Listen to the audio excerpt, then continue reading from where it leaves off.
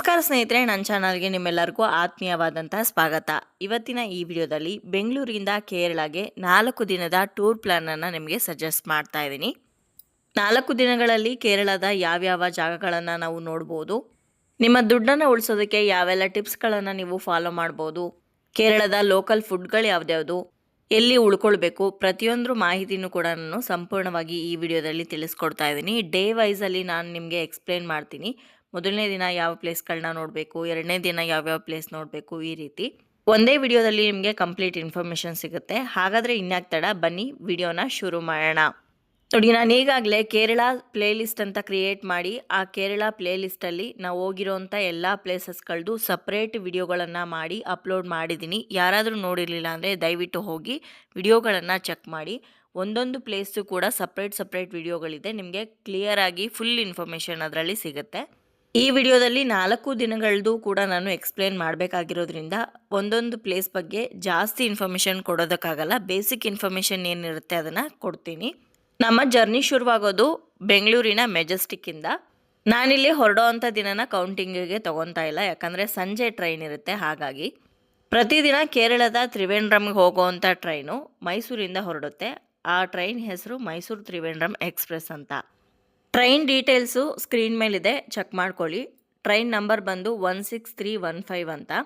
ಈ ಟ್ರೈನ್ ಪ್ರತಿದಿನ ಮೈಸೂರಿಂದ ಹೊರಡುತ್ತೆ. ಮೈಸೂರಲ್ಲಿ 12:45ಕ್ಕೆ ಹೊರಟ್ರೆ ಮೆಜೆಸ್ಟಿಕ್ ತಲುಪೋಷ್ಟರಲ್ಲಿ 4:25 ಆಗಿರುತ್ತೆ.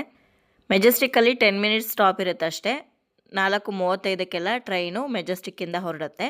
ನಿಮಗೆ ಮಾರನೇ ದಿವಸ ಬೆಳಗ್ಗೆ 9:15ಕ್ಕೆ ಕೇರಳದ ರಾಜಧಾನಿ ಆಗಿರುವಂಥ ತಿರುವನಂತಪುರಂಗೆ ಬೆಳಗ್ಗೆ 9:15ಕ್ಕೆ ಟ್ರೈನ್ ರೀಚ್ ಆಗಿರುತ್ತೆ. ಸುಮಾರು 17 ಅವರ್ ಜರ್ನಿ ಆಗಿರುತ್ತೆ ಬೆಂಗಳೂರಿಂದ. ಒನ್ಸ್ ನೀವು ಟ್ರೈನಲ್ಲಿ ತಿರುವನಂತಪುರಂ ರೀಚ್ ಆದ ನಂತರ ನಿಮ್ಮ ಟ್ರಿಪ್ ಆ್ಯಕ್ಚುಲಿ ಶುರುವಾಗುತ್ತೆ. ಫಸ್ಟ್ ಡೇ ಬೆಳಗ್ಗೆ 9:15 ನೀವು Thiruvananthapuram north railway station reach ಆಗಿರ್ತೀರ. ಈ ರೈಲ್ವೆ ಸ್ಟೇಷನ್ ತ್ರಿವೇಂದ್ರಂ ಸೆಂಟ್ರಲ್ ಅಂದರೆ ಸಿಟಿಗೆ ಸುಮಾರು 6ರಿಂದ 7 ಕಿಲೋಮೀಟರ್ ದೂರದಲ್ಲಿರುತ್ತೆ. ಹಾಗಾಗಿ ನೀವು ರೈಲ್ವೆ ಸ್ಟೇಷನ್ ಇಳಿದಿದ್ದ ತಕ್ಷಣ ಬಸ್ಸಲ್ಲಿ ಅಥವಾ ಆಟೋದಲ್ಲಿ ಅನಂತ ಪದ್ಮನಾಭ ಸ್ವಾಮಿ ದೇವಸ್ಥಾನದ ಹತ್ರನೇ ರೂಮ್ ತಗೊಳ್ಳಿ. ಆಟೋದವರು 100ರಿಂದ 150 ರೂಪಾಯಿ ಚಾರ್ಜ್ ಮಾಡ್ತಾರೆ. ಬಸ್ಸಲ್ಲಾದರೆ ಕಡಿಮೆನೇ ಆಗುತ್ತೆ. ನಾವು ಆಟೋದಲ್ಲಿ ಬಂದಿದ್ದು. ಆಟೋಲಿ ಹೋಗುವಾಗ ನಿಮಗೆ ಪ್ಯಾಕೇಜ್ನ ಸಜೆಸ್ಟ್ ಮಾಡ್ತಾರೆ. ಅಂದರೆ ತ್ರಿವೇಂದ್ರಮಲ್ಲಿ ಸೈಟ್ ಸೀಯಿಂಗ್ ಪ್ಲೇಸಸ್ಗಳು ಯಾವ್ದ್ಯಾವ್ದಿದೆ, ಎಷ್ಟಾಗುತ್ತೆ ಅನ್ನೋದನ್ನ ಹೇಳ್ತಾರೆ. ನೀವು ಬೇಕಿದ್ರೆ ಆ ಪ್ಯಾಕೇಜನ್ನು ತೊಗೋಬೋದು. ಆಟೋದಲ್ಲಿ ನೀವು ತ್ರಿವೇಂದ್ರಂ ಸಿಟಿಗೆ ಬಂದಿದ ತಕ್ಷಣ ಅಲ್ಲೇ ಆಟೋದವ್ರನ್ನ ಕೇಳಿ ಯಾವುದಾದ್ರೂ ಒಂದು ಒಳ್ಳೆ ಹೋಟೆಲ್ ತೋರಿಸಿ ಅಂತ. ನಿಮ್ಮ ಬಜೆಟ್ಗೆ ಅನುಸಾರವಾಗಿ ನೀವು ರೂಮ್ನ ತೊಗೋಬೋದು. ನಾವು ತೊಗೊಂಡಿದ್ದಂಥ ರೂಮು 1000 ರೂಪೀಸ್ ಆಗಿತ್ತು. ರೂಮ್ ಏನು ಅಷ್ಟೊಂದು ಚೆನ್ನಾಗಿರಲಿಲ್ಲ, ಹಾಗೆ ಫೆಸಿಲಿಟೀಸು ಕೂಡ ಅಷ್ಟೊಂದು ಇರಲಿಲ್ಲ. ನಾವು ರೂಮಿಗೆ ಬಂದಿದ ತಕ್ಷಣ ಫ್ರೆಶ್ ಅಪ್ ಆಗಿ ಮೊದಲು ಹೋಗಿದ್ದು ಅನಂತ ಪದ್ಮನಾಭ ಸ್ವಾಮಿ ದೇವಸ್ಥಾನಕ್ಕೆ. ಅನಂತ ಪದ್ಮನಾಭ ಸ್ವಾಮಿ ದೇವಸ್ಥಾನಕ್ಕೆ ಹೋಗುವಾಗ ದಯವಿಟ್ಟು ಅದರ ಟೈಮಿಂಗ್ಸ್ ಕರೆಕ್ಟಾಗಿ ನೋಡ್ಕೊಂಡು ಹೋಗಿ. ಬೇರೆ ಎಲ್ಲ ದೇವಸ್ಥಾನಗಳಲ್ಲಿ ಇದ್ದ ಹಾಗೆ ಈ ದೇವಸ್ಥಾನದಲ್ಲಿ ಟೈಮಿಂಗ್ಸ್ ಇರಲ್ಲ. ಅರ್ಧ ಗಂಟೆ ಮುಕ್ಕಾಲು ಗಂಟೆಗೆಲ್ಲ ಕೆಲವೊಂದು ಸಲ ದರ್ಶನನ ಕ್ಲೋಸ್ ಮಾಡಿ ಮತ್ತೆ ಓಪನ್ ಮಾಡ್ತಾರೆ. ಇನ್ನು ಮಧ್ಯಾಹ್ನ 12:30ವರೆಗೆ ದೇವಸ್ಥಾನ ಕ್ಲೋಸ್ ಮಾಡಿದ್ರೆ ಸಂಜೆ 4 ಗಂಟೆ 5 ಗಂಟೆವರೆಗೂ ಕೂಡ ದೇವಸ್ಥಾನ ಕ್ಲೋಸ್ ಇರುತ್ತೆ. ಆ ಟೈಮಲ್ಲಿ ದರ್ಶನಕ್ಕೆ ಬಿಡೋದಿಲ್ಲ. ದೇವಸ್ಥಾನದ ಒಳಗಡೆ ಮೊಬೈಲ್ ಕ್ಯಾಮ್ರಾ ಹಾಗೆ ಯಾವುದೇ ಎಲೆಕ್ಟ್ರಾನಿಕ್ ಉಪಕರಣಗಳನ್ನ ಬಿಡೋದಿಲ್ಲ. ಇನ್ನು ಹೆಂಗಸರು ಸೀರೆ ಹಾಕ್ಕೊಂಡಿರಬೇಕು ಅಥವಾ ಚೂಡಿದಾರ್ ಸಲ್ವಾರ್ ಹಾಕ್ಕೊಂಡಿದ್ರು ಕೂಡ ಅದ್ರ ಮೇಲೆ ಪಂಚೆಯನ್ನು ಹಾಕೋಬೇಕಾಗತ್ತೆ. ಗಂಡಸರು ಕಂಪಲ್ಸರಿಯಾಗಿ ಪಂಚೆಯನ್ನು ಹಾಕ್ಕೊಂಡೇ ಹೋಗಬೇಕು. ದೇವಸ್ಥಾನದ ಬಗ್ಗೆ ಕಂಪ್ಲೀಟ್ ಇನ್ಫಾರ್ಮೇಷನ್ನು, ಹಿಸ್ಟ್ರಿ ಎಲ್ಲದನ್ನು ಕೂಡ ಈಗಾಗಲೇ ವಿಡಿಯೋ ಮಾಡಿ ತಿಳಿಸಿದ್ದೀನಿ. ನಿಮಗೇನಾದರೂ ಅದ್ರ ಬಗ್ಗೆ ತಿಳ್ಕೊಬೇಕು ಅಂತಂದರೆ ದಯವಿಟ್ಟು ವಿಡಿಯೋನ ಚೆಕ್ ಮಾಡಿ. ಅನಂತ ಪದ್ಮನಾಭ ಸ್ವಾಮಿ ದೇವಸ್ಥಾನದಲ್ಲಿ ದೇವರ ದರ್ಶನ ಮಾಡ್ಕೊಂಡಿದ ನಂತರ ನಾವು ಮತ್ತೆ ರೂಮ್ಗೆ ಹೋಗಿ ನಮ್ಮ ಡ್ರೆಸ್ ಚೇಂಜ್ ಮಾಡಿಕೊಂಡು ಸೈಟ್ ಸೀಯಿಂಗ್ ಪ್ಲೇಸಸ್ನ ನೋಡೋದಕ್ಕೆ ಅಂತ ಹೋಗ್ತಾ ಇದ್ದೀವಿ. ನಿಮಗೆ ದೇವಸ್ಥಾನದ ಅಕ್ಕಪಕ್ಕ ಹಾಗೆ ರೈಲ್ವೆ ಸ್ಟೇಷನ್ ಅಕ್ಕಪಕ್ಕ ಎಲ್ಲ ಸೈಟ್ ಸೀಯಿಂಗ್ ಪ್ಲೇಸಸ್ನ ತೋರಿಸ್ಕೊಂಡು ಬರೋದಕ್ಕೆ ಆಟೋದವರು ಪ್ಯಾಕೇಜನ್ನು ತೋರಿಸ್ತಾರೆ. ಆ ಪ್ಯಾಕೇಜಲ್ಲಿ ಸುಮಾರು ಒಂದು 4-5 ಪ್ಲೇಸಸ್ಗಳಿರುತ್ತೆ. ಆ ಪ್ಲೇಸಸ್ಗಳನ್ನೆಲ್ಲ ತೋರಿಸ್ಕೊಂಡು ವಾಪಸ್ ಕರ್ಕೊಂಡು ಬಂದು ಬಿಡೋದಕ್ಕೆ ಸುಮಾರು 1500 ರೂಪೀಸ್ ಚಾರ್ಜ್ ಮಾಡ್ತಾರೆ. ಒಂದೇ ದಿವಸದಲ್ಲಿ ತ್ರಿವೇಂದ್ರಂ ಪೂರ್ತಿ ಎಕ್ಸ್ಪ್ಲೋರ್ ಮಾಡಬೇಕು ಅಂತಂದರೆ ಈ ರೀತಿ ಪ್ಯಾಕೇಜ್ ತೊಗೊಂಡು ಹೋಗೋದು ಉತ್ತಮ. ನೀವು ಲೋಕಲ್ ಬಸ್ಸಲ್ಲಿ ಅಥವಾ ಲೋಕಲ್ ಟ್ರಾನ್ಸ್ಪೋರ್ಟಲ್ಲಿ ಏನಾದರೂ ಓಡಾಡ್ತೀರಾ ಅಂತಂದರೆ ಒಂದೇ ದಿವಸದಲ್ಲಿ ಇಷ್ಟು ಪ್ಲೇಸಸ್ನ ನೋಡೋದಕ್ಕೆ ಕಷ್ಟ ಆಗುತ್ತೆ. ಇವಾಗ ನಾವು ಮೊದಲು ಬಂದಿರೋದು ಅಟುಕಲ್ ಭಗವತಿ ದೇವಸ್ಥಾನಕ್ಕೆ. ಕೇರಳದಲ್ಲಿ ಯಾವುದೇ ದೇವಸ್ಥಾನಕ್ಕೆ ಬರ್ತೀರಾ ಅಂದರೂ ಕೂಡ ಮಧ್ಯಾಹ್ನದ ಸಮಯದಲ್ಲಿ ಎಲ್ಲ ದೇವಸ್ಥಾನಗಳು ಕ್ಲೋಸ್ ಆಗಿರುತ್ತೆ. ಹಾಗಾಗಿ ಬರಬೇಕಾ ಬೇಡವಾ ಅನ್ನೋದನ್ನು ಯೋಚನೆ ಮಾಡ್ಕೊಂಡು ಬನ್ನಿ. ನಾವು ಬಂದಾಗೂ ಕೂಡ ಎಲ್ಲ ದೇವಸ್ಥಾನಗಳು ಕ್ಲೋಸ್ ಆಗಿತ್ತು.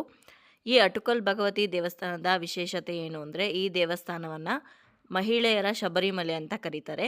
ಈ ದೇವಸ್ಥಾನದಲ್ಲಿ ಪ್ರತಿ ವರ್ಷವೂ ಕೂಡ ಪೊಂಗಲ್ ಉತ್ಸವ ನಡೆಯುತ್ತೆ. ವರ್ಲ್ಡ್ ರೆಕಾರ್ಡಲ್ಲೂ ಕೂಡ ಈ ಪೊಂಗಲ್ ಉತ್ಸವ ಸೇರ್ಪಡೆ ಆಗಿದೆ. ದೇವಸ್ಥಾನ ಮಧ್ಯಾಹ್ನ 12 ಗಂಟೆಯಿಂದ ಸಾಯಂಕಾಲ 5 ಗಂಟೆವರೆಗೂ ಕ್ಲೋಸ್ ಆಗಿರುತ್ತೆ. ಹಾಗಾಗಿ ನಾವು ಹೋದಾಗೂ ಕೂಡ ದೇವಸ್ಥಾನ ಓಪನ್ ಇರಲಿಲ್ಲ, ದರ್ಶನ ಮಾಡೋದಕ್ಕಾಗಲಿಲ್ಲ. ತ್ರಿವೇಂದ್ರಂ ಸಿಟಿಯಿಂದ ಈ ದೇವಸ್ಥಾನ ಸುಮಾರು 7ರಿಂದ 8 ಕಿಲೋಮೀಟರ್ ದೂರದಲ್ಲಿರುತ್ತೆ. ಆದಷ್ಟು ಬೆಳಗ್ಗೆ ಅಥವಾ ಸಂಜೆ ಟೈಮಲ್ಲಿ ಬಂದರೆ ಒಳ್ಳೆಯದು. ನೆಕ್ಸ್ಟ್ ನಾವು ಬಂದಿದ್ದು ಪರಶುರಾಮ ದೇವಸ್ಥಾನಕ್ಕೆ. ಈ ಪರಶುರಾಮ ದೇವಸ್ಥಾನವೂ ಕೂಡ ನಾವು ಹೋದಾಗ ಕ್ಲೋಸ್ ಆಗಿತ್ತು. ತ್ರಿವೇಂದ್ರಂ ಸಿಟಿಯಿಂದ ಪರಶುರಾಮ ದೇವಸ್ಥಾನ ಸುಮಾರು 10 ಕಿಲೋಮೀಟರ್ ದೂರದಲ್ಲಿರುತ್ತೆ. ಕೇರಳ ರಾಜ್ಯ ಸೃಷ್ಟಿಯಾಗೋದು ಪರಶುರಾಮರ ಕಾರಣದಿಂದಲೇ. ಹಾಗಾಗಿ ಕೇರಳದಲ್ಲಿ ಪರಶುರಾಮ ದೇವಸ್ಥಾನವೂ ಕೂಡ ಪ್ರಮುಖವಾದಂಥದ್ದು. ಇನ್ನು ಈ ಕೇರಳದ ಟೂರ್ ಪ್ಲ್ಯಾನ್ ಏನಿದೆ 4 ದಿವಸದ್ದು, ಈ 4 ದಿವಸ ತೋರಿಸ್ತಾ ಇರೋವಂಥ ಎಲ್ಲ ಪ್ಲೇಸಸ್ಗಳು ಕೂಡ ಸುಮಾರು 2 ದಿವಸ ಒಂದೊಂದೇ ಪ್ಲೇಸಸ್ನ ನೋಡ್ಬೋದು. ಅಷ್ಟು ನೋಡಬೇಕಾದಂಥ ಪ್ಲೇಸಸ್ಗಳಿದೆ. ನಿಧಾನಕ್ಕೆ ನೋಡ್ತೀರಾ ಅಂದರೆ ಸುಮಾರು ನಿಮಗೆ 2 ರಿಂದ 3 ದಿನ ಬೇಕಾಗತ್ತೆ. ಆದರೆ ನಾನು ಬರೀ ಮೇನ್ ಆಗಿ ತೋರಿಸ್ತಾ ಇರೋದ್ರಿಂದ 4 ದಿವಸದಲ್ಲಿ ಎಷ್ಟು ಕವರ್ ಮಾಡ್ಬೋದು ಅನ್ನೋದನ್ನು ತೋರಿಸ್ಕೊಡ್ತಾ ಇದ್ದೀನಿ. ಪರಶುರಾಮ ದೇವಸ್ಥಾನವನ್ನು ನೋಡಿಕೊಂಡು ನೆಕ್ಸ್ಟ್ ನಾವು ಬಂದಿದ್ದು ತ್ರಿವೇಂದ್ರಮಿಂದ 38 ಕಿಲೋಮೀಟರ್ ದೂರದಲ್ಲಿರುವಂಥ ಚಂಕಲ್ ಮಹೇಶ್ವರಂ ದೇವಸ್ಥಾನ ನೋಡೋದಕ್ಕೆ. ಈ ದೇವಸ್ಥಾನದಲ್ಲಿ ಒಂದು ವಿಶೇಷತೆ ಏನು ಅಂತಂದರೆ ವರ್ಲ್ಡ್ಸ್ ಲಾರ್ಜೆಸ್ಟ್ ಶಿವಲಿಂಗ ಇದೆ ಈ ದೇವಸ್ಥಾನದಲ್ಲಿ. ಅಷ್ಟೇ ಅಲ್ಲದೆ ಶಿವ ಪಾರ್ವತಿ ದೇವಸ್ಥಾನ ಕೂಡ ಇದೆ. ದೇವಸ್ಥಾನ ಮಧ್ಯಾಹ್ನ ಟೈಮಲ್ಲಿ ಕ್ಲೋಸ್ ಇದ್ದಿದ್ದ ಕಾರಣ ದೇವರ ದರ್ಶನ ಮಾಡೋದಕ್ಕಾಗಲಿಲ್ಲ. ಆದರೆ ವರ್ಲ್ಡ್ಸ್ ಲಾರ್ಜೆಸ್ಟ್ ಶಿವಲಿಂಗವನ್ನು ನೋಡಿಕೊಂಡು ಬಂದ್ವಿ. ಇನ್ನು ಲಿಂಗದ ಒಳಗಡೆ ನೀವೇನಾದರೂ ಹೋಗಬೇಕು ಅಂತಂದರೆ ಒಬ್ಬರಿಗೆ 100 ರೂಪಾಯಿ ಚಾರ್ಜ್ ಮಾಡ್ತಾರೆ. ತುಂಬಾ ಚೆನ್ನಾಗಿದೆ, ಹೋಗಿ ನೋಡ್ಕೊಂಡು ಬರ್ಬೋದು. ಚಂಕಲ್ ಮಹೇಶ್ವರಂ ದೇವಸ್ಥಾನ ನೋಡಿಕೊಂಡು ನೆಕ್ಸ್ಟ್ ನಾವು ಕೇರಳದ ಅಥೆಂಟಿಕ್ ಸ್ಟೈಲ್ ಊಟ ಮಾಡೋದಕ್ಕೆ ಅಂತ ಒಂದು ರೆಸ್ಟೋರೆಂಟ್ಗೆ ಬಂದಿದ್ದೀವಿ. ಇಲ್ಲಿ ಕೇರಳದ ಫೇಮಸ್ ಊಟನ ಟ್ರೈ ಮಾಡ್ತಾ ಇದ್ದೀವಿ. ತುಂಬಾ ಚೆನ್ನಾಗಿತ್ತು ಊಟ. ಕೇರಳದ ಅಡುಗೆಗೆ ಹೆಚ್ಚಾಗಿ ತೆಂಗಿನಕಾಯಿ ಹಾಗೆ ತೆಂಗಿನ ಎಣ್ಣೆನ ಬಳಸಿ ಮಾಡಿರ್ತಾರೆ. ಒಂದು ಊಟಕ್ಕೆ 120 ರಿಂದ 150 ರೂಪಾಯಿ ಚಾರ್ಜ್ ಮಾಡ್ತಾರೆ. ಅಲ್ಲಿ ಊಟ ಮುಗಿಸ್ಕೊಂಡು ನೆಕ್ಸ್ಟ್ ನಾವು ಬಂದಿದ್ದು ಅಜಿಮಲ ಶಿವ ಟೆಂಪಲ್ಗೆ. ದೇವಸ್ಥಾನ ಕ್ಲೋಸ್ ಇತ್ತು, ಹಾಗಾಗಿ ಸ್ವಲ್ಪ ಹೊತ್ತು ದೇವಸ್ಥಾನದ ಪಕ್ಕನೇ ಇರೋವಂಥ ಬೀಚ್ನ ನೋಡ್ಕೊಂಡು ಬರೋಣ ಅಂತ ಬಂದಿದ್ದೀವಿ.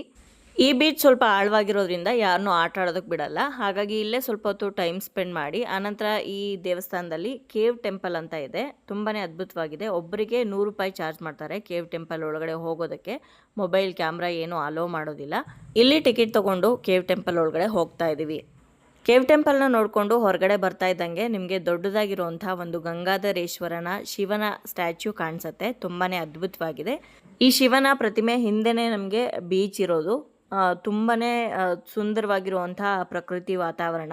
ಒಂದು ಕಡೆ ಪೂರ್ತಿಯಾಗಿ ತೆಂಗಿನ ಮರಗಳ ಗುಂಪು, ಹಾಗೆ ಒಂದು ಕಡೆ ಶಿವನ ಸ್ಟ್ಯಾಚ್ಯೂ, ಮತ್ತೊಂದು ಕಡೆ ಬೀಚು. ಈ ರೀತಿ ತುಂಬಾ ಮನಸ್ಸಿಗೆ ಶಾಂತಿ ಕೊಡುವಂಥ ಒಂದು ಜಾಗ.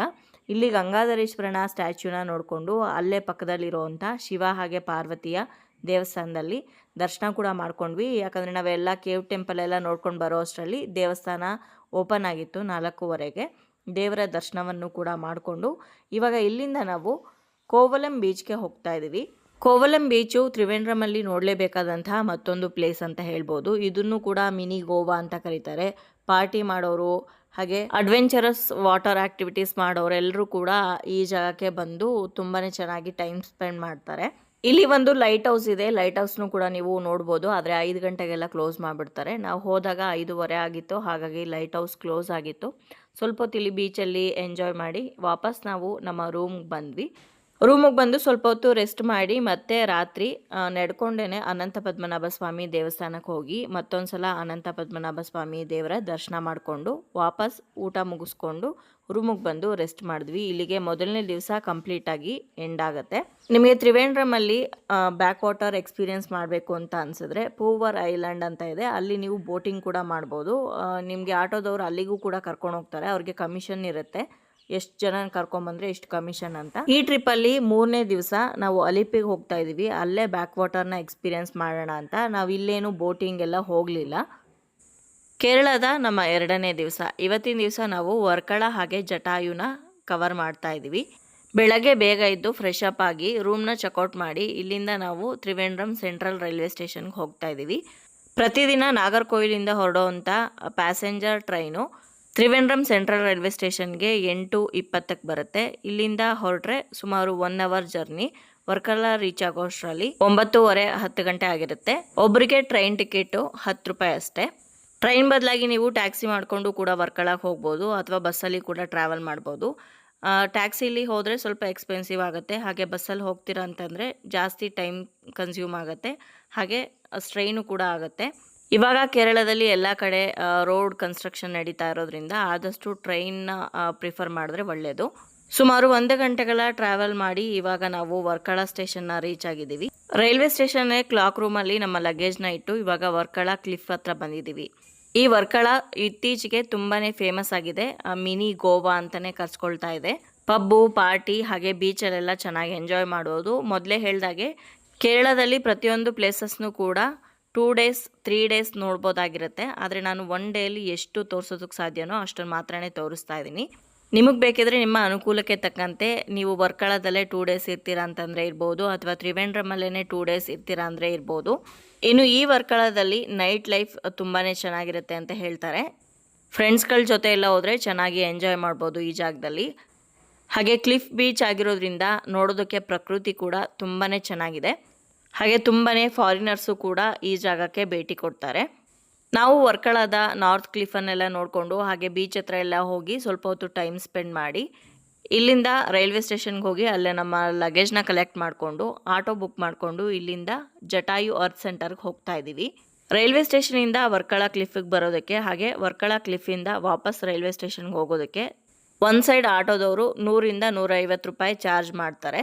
ಇನ್ನು ವರ್ಕಳ ರೈಲ್ವೆ ಸ್ಟೇಷನಿಂದ ಜಟಾಯು ಅರ್ತ್ ಸೆಂಟರ್ಗೆ ಆಟೋದವರು 1000ರಿಂದ 1500ವರೆಗೂ ಕೂಡ ಡಿಮ್ಯಾಂಡ್ ಮಾಡ್ತಾರೆ. ಆದರೆ ನಾವು ಬಾರ್ಗೇನ್ ಮಾಡಬೇಕು. ಬಾರ್ಗೇನ್ ಮಾಡಿದ್ರೆ 800 700ಗೆಲ್ಲ ಬರ್ತಾರೆ. ವರ್ಕಳ ರೈಲ್ವೆ ಸ್ಟೇಷನಿಂದ ಜಟಾಯು ಅರ್ತ್ ಸೆಂಟರ್ 26ರಿಂದ 30 ಕಿಲೋಮೀಟರ್ ದೂರ ಇರುತ್ತೆ. ಸುಮಾರು 1 ಗಂಟೆಗಳ ಜರ್ನಿ. ಜಟಾಯು ಹೋದಾಗ ಕೇಬಲ್ ಕಾರ್ಗಳು ಕ್ಯಾನ್ಸಲ್ ಆಗಿತ್ತು, ವೆದರ್ ಕಂಡೀಷನ್ ಸರಿ ಇಲ್ಲದೆ ಇರೋ ಕಾರಣ. ಹಾಗಾಗಿ ನಾವು ಬೆಟ್ಟ ಹತ್ಕೊಂಡೇ ಹೋಗ್ತಾ ಇದ್ದೀವಿ. ಇಲ್ಲಿ ಬೆಟ್ಟ ಹತ್ತೋದಕ್ಕೂ ಕೂಡ ಟಿಕೆಟ್ ತೊಗೋಬೇಕು. ಬೆಟ್ಟ ಹತ್ಕೊಂಡು ಹೋಗಿ ಅಲ್ಲಿ ಸ್ಕಲ್ಪ್ಚರ್ ಎಲ್ಲ ನೋಡಿಕೊಂಡು ವಾಪಸ್ ಬರೋದಕ್ಕೆ ಒಬ್ಬರಿಗೆ 250 ರೂಪಾಯಿಯಿಂದ 300 ರೂಪಾಯಿ ಚಾರ್ಜ್ ಮಾಡ್ತಾರೆ. ಕೇಬಲ್ ಕಾರಲ್ಲಿ ಹೋಗ್ತೀರಾ ಅಂತಂದರೆ 500 ರೂಪಾಯಿಯಿಂದ 600 ರೂಪಾಯಿ ಚಾರ್ಜ್ ಮಾಡ್ತಾರೆ ಒಬ್ಬರಿಗೆ. ಸುಮಾರು 820 ಮೆಟ್ಲುಗಳಿರುತ್ತೆ ಹತ್ಕೊಂಡು ಹೋಗೋದಕ್ಕೆ. ಜಟಾಯು ಅರ್ತ್ ಸೆಂಟರಲ್ಲಿ ಇರುವಂಥ ಈ ಪಕ್ಷಿಯ ಒಂದು ಸ್ಟ್ಯಾಚ್ಯೂ ಏನಿದೆ, ಇದು ವರ್ಲ್ಡ್ಸ್ ಲಾರ್ಜೆಸ್ಟ್ ಬರ್ಡ್ ಸ್ಕಲ್ಪ್ಚರ್ ಅಂತ ಹೇಳ್ಬೋದು. ಈ ಒಂದು ಸ್ಕಲ್ಪ್ಚರನ್ನು ವುಮೆನ್ ಸೇಫ್ಟಿ ಆ್ಯಂಡ್ ಹಾನರ್ಗೆ ಡೆಡಿಕೇಟ್ ಮಾಡಿದ್ದಾರೆ.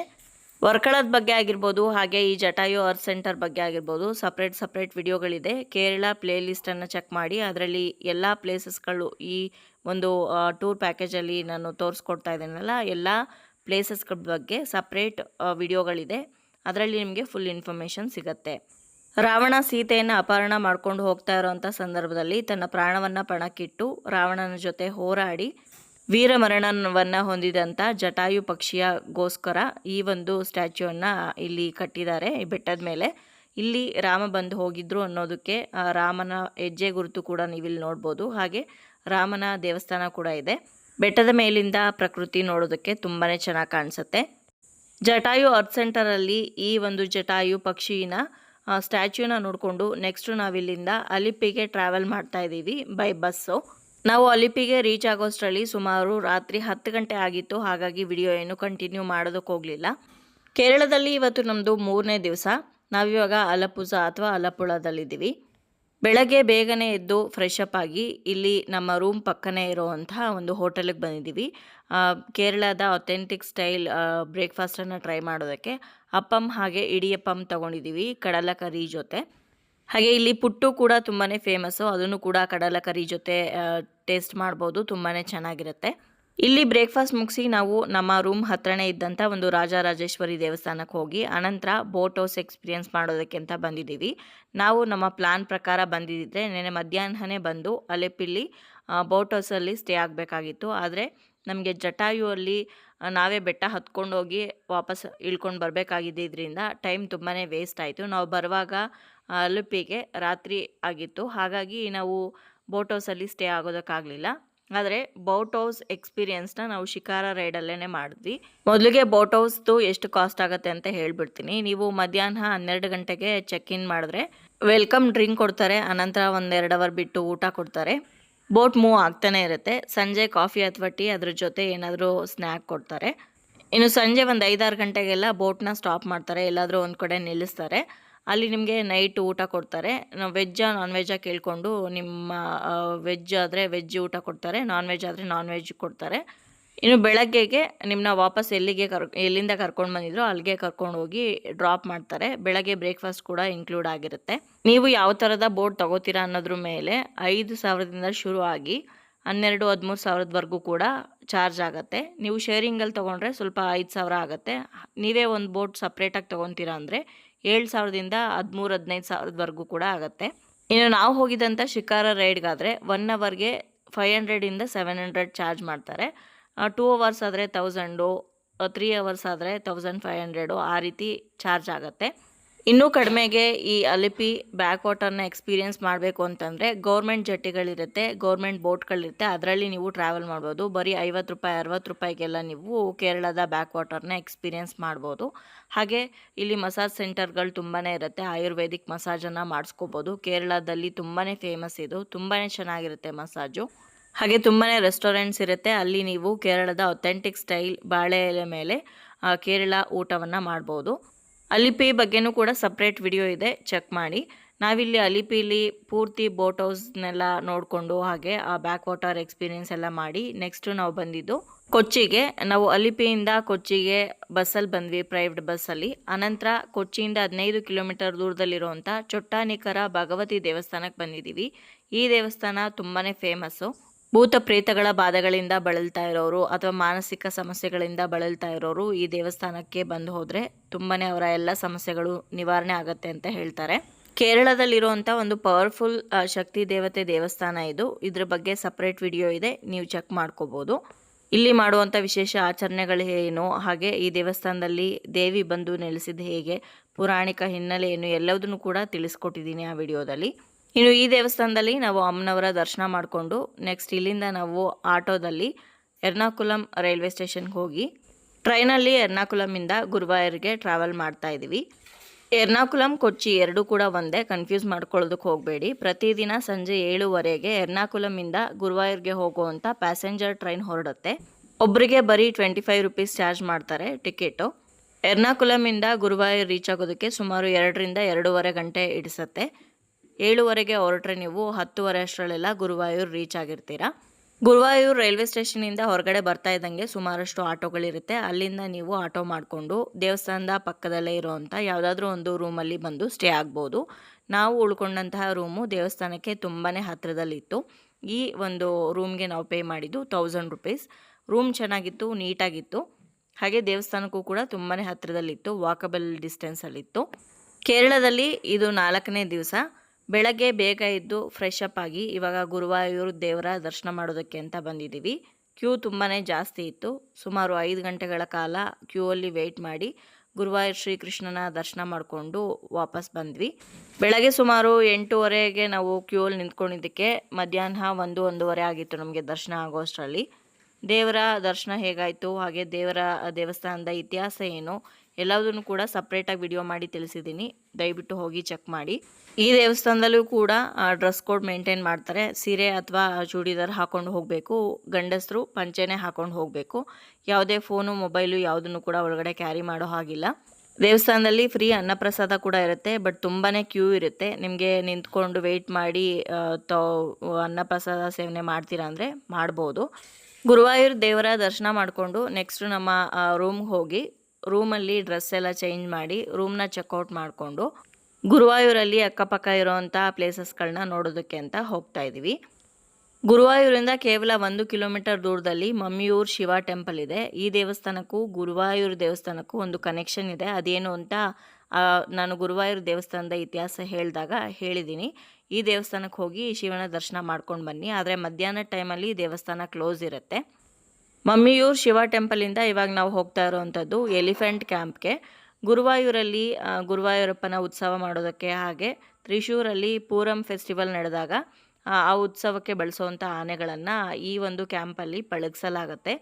ಗುರುವಾಯೂರಿಂದ ಒಂದು 5-6 ಕಿಲೋಮೀಟರ್ ದೂರದಲ್ಲಿದೆ. ಪುನ್ನತ್ತೂರು ಕೋಟ ಅನ್ನೋ ಒಂದು ಜಾಗದಲ್ಲಿರುವಂಥ ಎಲಿಫೆಂಟ್ ಕ್ಯಾಂಪ್ ಇದು. ಇಲ್ಲಿ ಎಂಟ್ರಿ ಫೀ ಇರುತ್ತೆ, ಒಬ್ಬರಿಗೆ 20 ರೂಪಾಯಿ ಚಾರ್ಜ್ ಮಾಡ್ತಾರೆ. ಮಕ್ಕಳಿಗೆಲ್ಲ ತುಂಬಾ ಇಷ್ಟ ಆಗುತ್ತೆ ಈ ಪ್ಲೇಸು. ಎಲಿಫೆಂಟ್ಗಳಿಗೆಲ್ಲ ಸ್ನಾನ ಮಾಡಿಸ್ತಾ ಇರ್ತಾರೆ, ಹಾಗೆ ಬೇರೆ ಬೇರೆ ಕೆಲಸಗಳನ್ನ ಮಾಡಿಸ್ತಾ ಇರ್ತಾರೆ. ಅಲ್ಲಿ ತುಂಬಾ ಚೆನ್ನಾಗಿರುತ್ತೆ ನೋಡೋದಕ್ಕೆ. ಗುರುವಾಯೂರಲ್ಲಿ ಈ ಎಲಿಫೆಂಟ್ ಕ್ಯಾಂಪನ್ನು ನೋಡಿಕೊಂಡು ನೆಕ್ಸ್ಟ್ ನಾವು ಗುರುವಾಯೂರಿಂದ ತ್ರಿಶೂರಿಗೆ ಬಂದ್ವಿ. ತ್ರಿಶೂರ್ಗೆ ಗುರುವಾಯೂರಿಂದ 25 ಕಿಲೋಮೀಟರ್ ದೂರ ಆಗುತ್ತೆ. ನಾವು ಪ್ರೈವೇಟ್ ಬಸ್ಸಲ್ಲಿ ತ್ರಿಶೂರನ್ನು ತಲುಪಿ ರೈಲ್ವೆ ಸ್ಟೇಷನ್ಗೆ ಹೋಗಿ ನಮ್ಮ ಲಗೇಜನ್ನು ಕ್ಲಾಕ್ ರೂಮಲ್ಲಿಟ್ಟು ಇವಾಗ ಆಟೋದಲ್ಲಿ ತ್ರಿಶೂರಲ್ಲಿರುವಂಥ ಒಂದು ಫೇಮಸ್ ದೇವಸ್ಥಾನಕ್ಕೆ ಬಂದಿದ್ದೀವಿ. ಈ ದೇವಸ್ಥಾನವನ್ನು ವಡಕುನಾಥನ್ ದೇವಸ್ಥಾನ ಅಂತ ಕರೀತಾರೆ. ಮೇಯ್ನಾಗಿ ಈ ದೇವಸ್ಥಾನದಲ್ಲಿ ಶಿವನ ದೇವಸ್ಥಾನ ಇರೋದು. ತುಂಬಾ ಅದ್ಭುತವಾದಂತಹ ದೇವಸ್ಥಾನ. ಸುಮಾರು 1000 ವರ್ಷಕ್ಕೂ ಹಳೆಯ ದೇವಸ್ಥಾನ ಇದು ಅಂತ ಹೇಳ್ತಾರೆ. ಇನ್ನು ದೇವಸ್ಥಾನದ ಗರ್ಭಗುಡಿಯಲ್ಲಿರುವಂಥ ಶಿವಲಿಂಗವೂ ಕೂಡ ತುಂಬಾ ವಿಶೇಷ ಅಂತ ಹೇಳ್ಬೋದು. ಇಲ್ಲಿ ನಾವು ಡೈರೆಕ್ಟಾಗಿ ಶಿವಲಿಂಗವನ್ನು ನೋಡೋದಕ್ಕಾಗಲ್ಲ. ಯಾಕಂದರೆ ಪ್ರತಿದಿನ ಭಕ್ತರು ತಂದುಕೊಡುವಂಥ ತುಪ್ಪವನ್ನು ಅಭಿಷೇಕವನ್ನು ಮಾಡಿ ಒಂದು ತುಪ್ಪನೇ ಗುಡ್ಡೆ ರೀತಿ ಆಗಿದೆ. ಅದನ್ನೇ ನಾವು ಶಿವ ಅಂತ ದರ್ಶನ ಮಾಡಿಕೊಂಡು ಬರಬೇಕಾಗತ್ತೆ. ತುಂಬಾ ಚೆನ್ನಾಗಿದೆ. ಹಾಗೆ ದೇವಸ್ಥಾನದ ಆವರಣದಲ್ಲಿ ನಾವು ಶಂಕರಾಚಾರ್ಯರ ಸಮಾಧಿಯನ್ನು ಕೂಡ ನೋಡ್ಬೋದು. ಹಾಗೆ ಶಂಕರಾಚಾರ್ಯರಿಗೆ ಅಂತ ಸಪ್ರೇಟಾಗಿ ಒಂದು ದೇವಸ್ಥಾನವನ್ನು ಕೂಡ ಮಾಡಿದ್ದಾರೆ. ಈ ದೇವಸ್ಥಾನದ ಬಗ್ಗೆನೂ ಕೂಡ ಸಪ್ರೇಟ್ ವಿಡಿಯೋ ಮಾಡಿದ್ದೀನಿ, ಚೆಕ್ ಮಾಡಿ. ವಡಕುನಾಥನ್ ದೇವಸ್ಥಾನದಲ್ಲಿ ಶಿವನ ದರ್ಶನ ಮಾಡಿಕೊಂಡು ನೆಕ್ಸ್ಟ್ ನಾವಿಲ್ಲಿಂದ ರೈಲ್ವೆ ಸ್ಟೇಷನ್ಗೆ ನಡ್ಕೊಂಡೇ ಹೋಗ್ತಾ ಇದ್ದೀವಿ. ರೈಲ್ವೆ ಸ್ಟೇಷನ್ಗೆ ಹಾಗೆ ಈ ದೇವಸ್ಥಾನಕ್ಕೆ ವಾಕಬಲ್ ಡಿಸ್ಟೆನ್ಸೇ, 1 ಕಿಲೋಮೀಟರ್ ದೂರನೂ ಇಲ್ಲ. ಇವತ್ತು ಕೇರಳದಲ್ಲಿ ನಮ್ಮದು 4ನೇ ಹಾಗೆ ಕೊನೆ ದಿನ ಆಗಿರೋದ್ರಿಂದ ಇವತ್ತು ರಾತ್ರಿ ತ್ರಿಶೂರಿಂದ ನಮಗೆ ಬೆಂಗಳೂರಿಗೆ ಟ್ರೈನ್ ಇದೆ ರಾತ್ರಿ 10:00ವರೆಗೆ. ಹಾಗಾಗಿ ದೇವಸ್ಥಾನ ನೋಡ್ಕೊಂಡು ವಾಪಸ್ ಹೋಗುವಾಗ ಊಟ ಮುಗಿಸ್ಕೊಂಡು ರೈಲ್ವೆ ಸ್ಟೇಷನ್ಗೆ ಹೋಗ್ತೀವಿ. ನಾವು ಕೇರಳದಿಂದ ವಾಪಸ್ ಬೆಂಗಳೂರಿಗೆ ಬರೋದಕ್ಕೆ ಹಮ್ಸಫರ್ ಎಕ್ಸ್ಪ್ರೆಸ್ಸನ್ನು ಬುಕ್ ಮಾಡ್ಕೊಂಡಿದ್ವಿ. ಈ ಟ್ರೈನ್ ತ್ರಿವೇಂದ್ರಮಿಂದ ಹೊರಡುತ್ತೆ ಸುಮಾರು 7:30ಗೆ. ಮೇನ್ ಸಿಟಿಗಳಲ್ಲಿ ಸ್ಟಾಪ್ಗಳಿರುತ್ತೆ. ವರ್ಕಳದಲ್ಲಿ ಸ್ಟಾಪ್ ಇರುತ್ತೆ, ಹಾಗೆ ಅಲಿಪಿಲ್ ಸ್ಟಾಪ್ ಇರುತ್ತೆ, ಎರ್ನಾಕುಲಮಲ್ಲೂ ಕೂಡ ಸ್ಟಾಪ್ ಇರುತ್ತೆ, ತ್ರಿಶೂರಲ್ಲಿ ಸ್ಟಾಪ್ ಇರುತ್ತೆ. ಈ ಟ್ರೈನ್ ತ್ರಿಶೂರ್ ಬರೋ ಅಷ್ಟರಲ್ಲಿ ರಾತ್ರಿ 10:30 ಆಗಿರುತ್ತೆ. 10:30ಗೆ ಟ್ರೈನ್ ಹತ್ತಿದ್ರೆ ಬೆಳಗ್ಗೆ 9 ಗಂಟೆಗೆಲ್ಲ ನೀವು ಬೆಂಗಳೂರಿನ SMVT ರೈಲ್ವೆ ಸ್ಟೇಷನ್ಗೆ ತಲುಪಿರ್ತೀರ. ಇಲ್ಲಿಗೆ ಕೇರಳದಲ್ಲಿ 4 ದಿನದ ಟ್ರಿಪ್ ಕಂಪ್ಲೀಟ್ ಆಗುತ್ತೆ. ಫುಲ್ ಇನ್ಫಾರ್ಮೇಷನ್ನ ನಾನು ಡೇ ವೈಸ್ ನಿಮಗೆ ತಿಳಿಸ್ಕೊಟ್ಟಿದ್ದೀನಿ. ಯಾವ್ಯಾವ ಪ್ಲೇಸ್ನ ಯಾವ್ಯಾವ ಟೈಮಲ್ಲಿ ಹೇಗೆ ನೋಡಿದ್ವಿ ಅನ್ನೋದನ್ನು. ನಿಮ್ಮ ಟೈಮ್ಗೆ ಅನುಸಾರವಾಗಿ ಹಾಗೆ ನಿಮ್ಮ ಬಜೆಟ್ಗೆ ಅನುಸಾರವಾಗಿ ನೀವು ಟ್ರಿಪ್ನ ಪ್ಲ್ಯಾನ್ ಮಾಡ್ಕೊಬೋದು. ಕಂಪ್ಲೀಟಾಗಿ ಈ ಕೇರಳ ಟ್ರಿಪ್ಪಿಗೆ ನಮಗೆ 4 ದಿವಸಕ್ಕೆ ಎಷ್ಟು ಖರ್ಚಾಯಿತು ಅನ್ನೋದನ್ನು ನೆಕ್ಸ್ಟ್ ವಿಡಿಯೋದಲ್ಲಿ ತಿಳಿಸ್ಕೊಡ್ತೀನಿ. ಸೊ ಇವತ್ತಿನ ಈ ವಿಡಿಯೋ ನಿಮ್ಮೆಲ್ಲರಿಗೂ ಇಷ್ಟ ಆಯಿತು, ಯೂಸ್ಫುಲ್ ಆಯಿತು ಅಂತ ಭಾವಿಸ್ತೀನಿ. ವಿಡಿಯೋ ಇಷ್ಟ ಆಗಿದ್ರೆ ಲೈಕ್ ಮಾಡಿ, ಬೇರೆಯವ್ರಿಗೂ ಕೂಡ ಶೇರ್ ಮಾಡಿ. ಹಾಗೆ ನಿಮ್ಮ ಅನಿಸಿಕೆ ಅಭಿಪ್ರಾಯವನ್ನು ಖಂಡಿತವಾಗ್ಲೂ ಕಮೆಂಟ್ ಮುಖಾಂತರ ಬರೆದು ತಿಳಿಸಿ. ಮತ್ತೊಂದು ಇಂಟ್ರೆಸ್ಟಿಂಗ್ ವ್ಲಾಗ್ ಜೊತೆಗೆ ನಿಮ್ಮನ್ನ ಮತ್ತೆ ಭೇಟಿ ಆಗ್ತೀನಿ. ಅಲ್ಲಿಯವರೆಗೂ ಧನ್ಯವಾದಗಳು. ಲೋಕ ಸಮಸ್ತ ಸುಖಿನೋ ಭವಂತು.